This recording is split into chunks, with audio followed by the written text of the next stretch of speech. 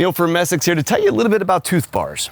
If you think of your loader bucket kind of as a shovel, right? If you're going to take that shovel and push it down into the ground, stomp on top of it a little bit, if it's 60 inches wide, it is awfully hard to push down into the dirt. However, if you took that same shovel and you put some teeth on the end of it, you kind of reduce that 60 inches down to maybe about 8 inches or so, it's going to be a lot easier to get into that dirt to soften things up and to rip, and that's where tooth bars come in. I'm going to tell you a little bit about tooth bars, how to size them to your tractor, the features to look for, the construction that might be interesting to you. Find out maybe if one of these is going to fit well onto your tractor. Essex, a helping hand with your land. When you're shopping for a tooth bar, there's a whole lot of considerations that you got to keep in mind to make sure the bar is going to fit up correctly to your bucket. When you walk around a dealership like ours, you're going to see literally hundreds of different size buckets for hundreds of different applications. There's a huge amount of variety out there, and tooth bars are not generic in any way, shape, or form when it comes to fitting that bar up to the bucket, because you've got to look at the bucket construction and make sure the tooth bar is constructed properly to the dimensions of that bucket. So for example here, when we look at the bar itself, the bar needs to fit on the inside of this bucket. Now, I told you before that this is a 60-inch bucket.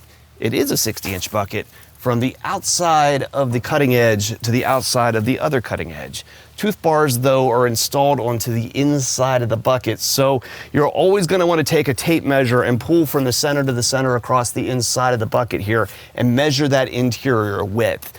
On Kubota buckets, I can tell you, you're usually going to knock 1.5 inches off of what your bucket dimensions are, so this 60-inch bucket takes a 58.5-inch tooth bar. The next thing we're going to look at here would be the bucket lip itself. Now, some of these buckets, particularly the ones in the BX series, some of the small Bs now, the cutting edge here in the front of the bucket is coming through with holes drilled in it across it in order to accept an extra cutting edge. That cutting edge is going to create another wear surface on the bottom. It's going to extend the life of that bucket. It's going to keep the front lip of that bucket from bending as easy if you're prying with it, which you probably shouldn't, but people do sometimes anyway.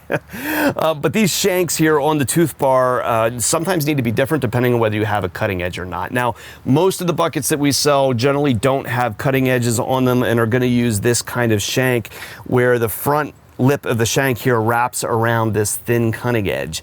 You can also get one if you have the extra bolt-on cutting edge added onto here.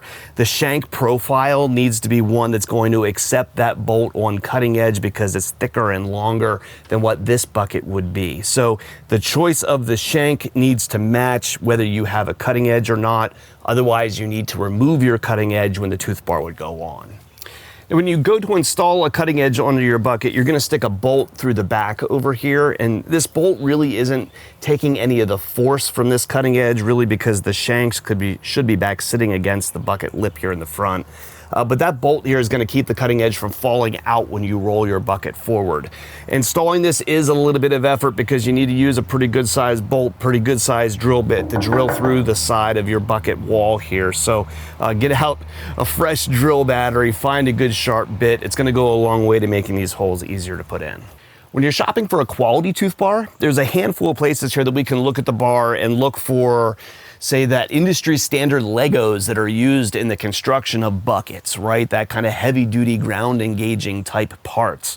If you look here at the bar that goes across the bottom, this here is not a regular just flat piece of steel. This is actually a cutting edge that would be used on a bucket itself. So you know it's a good hardened piece of steel that's made for wear. When you look at the shanks across the front here, you know, the teeth aren't welded directly onto that bar. They're onto this shank that's wrapping around this edge, the cutting edge here in the front. And that shank here is an industry standard shank made to take a replaceable tooth. This is a 2A tooth. You can find these teeth out on the generic market. It doesn't need to come from any particular vendor. They're only a couple bucks each, and they're held back here onto the shank using a spring pin. You'd find hundreds of these things on the shelves here at Essex. If you happen to be using the tooth bar and you break the end off of one of these things, or you wear them out over time rather than having to throw away your entire bar, it's just a couple bucks each in order to replace the teeth across the front there, and just simple spring pins that hold them in place. Easy stuff to maintain and replace. Now, I stewed here for a while on how to do a demo of a tooth bar, right? And it's simply when you go to scoop that bucket full of material, be it mulch, dirt, whatever, it's just gonna make things easier. It's gonna loosen that material with those teeth before it gets back to the cutting edge of the bucket, allowing you to be able to fill that bucket easier, right? So if I go along this area right here, I've got the bucket set down and the teeth raked down into the ground here just a little bit. And as I move forward here, you'll see that tooth bar gets down into the ground there and digs and fills that up. You see how it was able to rip that hard pan off the top there and break those chunks up. If you imagine that cutting edge on the bucket, right, taking that 60-inch cutting edge across that hard surface, it's just not going to penetrate nearly as easy as it will with a tooth bar bolted onto the bucket. Now, you may have gathered by this point, we're selling these, right? That's why we're making this video. There's a lot of sources out there for tooth bars, but speaking for our dealership here over the years, this is one of these things that we used to source locally, and as years have gone by and the cost of these things have increased, it really got to the point that selling them almost became cost prohibitive. It didn't become one of those things that just made sense to throw on your tractor anymore. You really had to have the application for it to justify the money.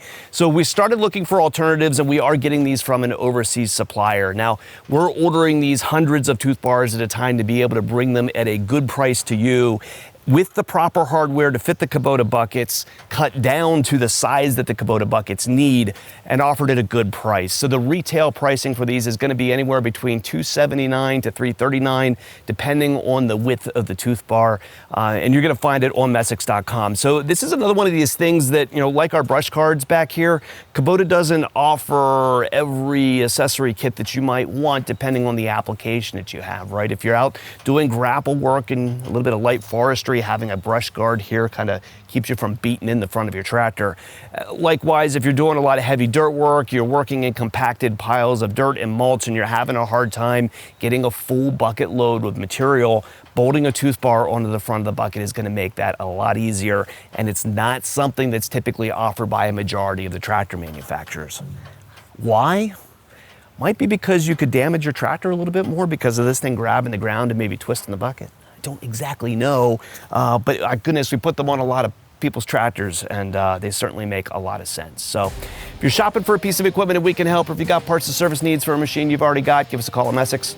We're available at 800-222-3373 or online at Messiks.com.